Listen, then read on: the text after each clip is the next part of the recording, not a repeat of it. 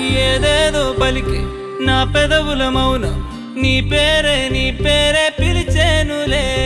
నీ పిచ్చితోనే అల్లాడే ప్రాణం నిన్నేలే తలచేను.